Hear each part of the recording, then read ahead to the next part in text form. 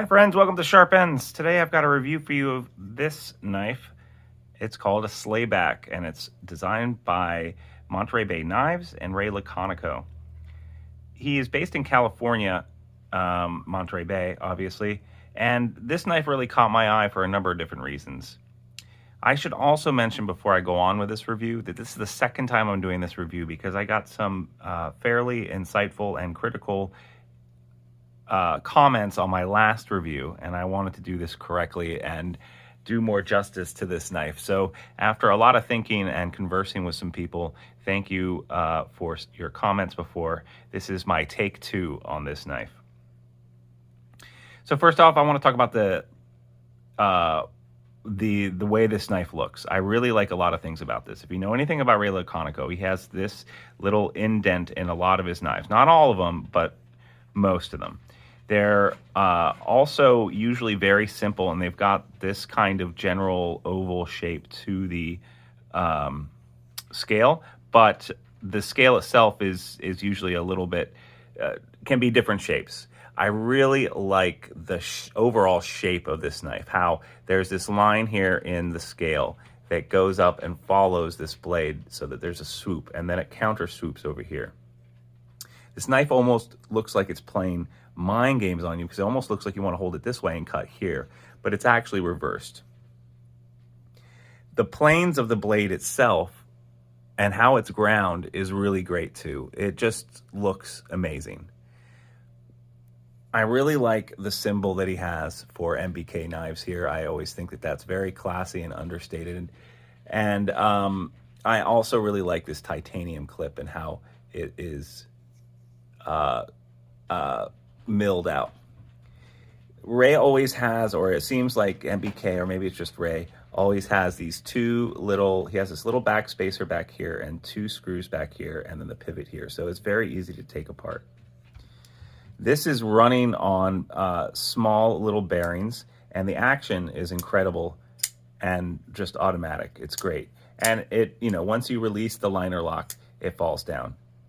The liner lock itself, I wish it engaged a little bit more, or that this little piece of metal right here, I wish the lockup was just a little bit more solid. There's like an insert of a little piece of steel on the titanium. And you can see inside here that basically there's a milled out area for the steel insert for the lock. And I don't know if that's going to last a long time or how that's going to end up aging. Could be wrong though. We'll see. I really like how the pivot screw right here is very nicely polished. That's great. I wanted another high-end flipper, and this really does it. It has a little bit of jimping here on the top, but it's not overly done. It's not overly aggressive jimping. And if you just push down, it automatically opens. You can see here, now the knife steel, one of the reasons I got this because of the knife steel. You'll see that little line right there.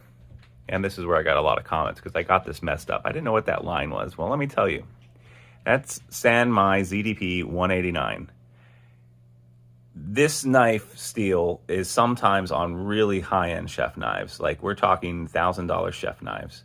And the inner core is super strong and the outer core is more stainless.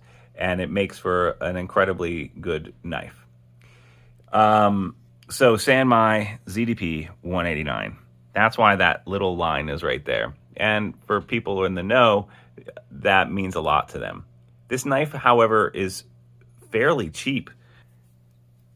This knife costs $215 and the OEM is in China. For $215, this being a titanium handles San Mai 189, ZDP-189, the value on this is incredible. I know that they are planning on making more knives locally in America, but sourcing, it's going to end up costing a lot more. And there's, those true patriots who would rather pay the extra money to have something that's made here in America. And I totally get that. When I can, I love to have my OEM be in America. But this does not bother me at all that I can get something this high quality from such a great designer that I really want to support. He's a great guy. He's gone through a lot this last year. I think his brother just died. His shop was broken into, although he got most of his knives and equipment back.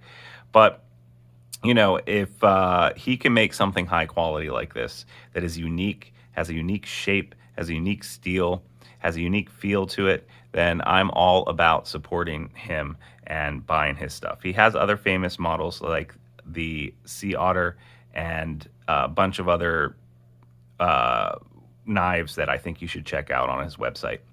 The link will be in the description. I really like that this might be a good platform for sending into someone like Way of Knife to get modified. I have been toying with the idea of taking these scales and getting the McNasty finish on them.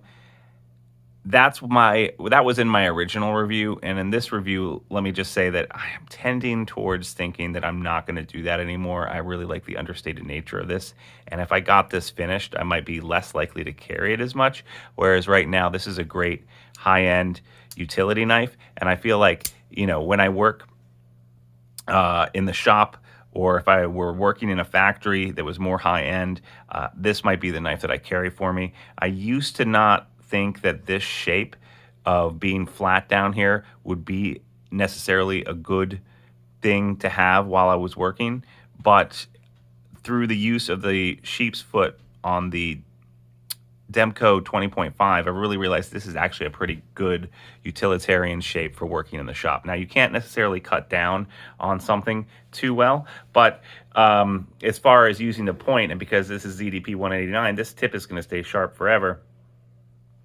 And, you know, so yeah, that might be a drawback. But as far as carving things up with this, cutting open boxes, which is 90% of what we all do, this knife is perfect blade shape for it. And because it kind of looks backwards, the action on it, the steel, it's, you know, it's just it's a classy winner. You can pull this out and open it up, and I don't think anyone's going to be afraid of this knife. In fact, they might think, wow, that looks kind of cool.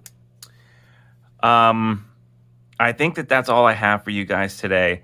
I've really shortened this review from what I had before, and I've tried to make this review better. So if you watched my last review of the Slayback, and you're now watching this one, I'd love your input to see if I've done a better job.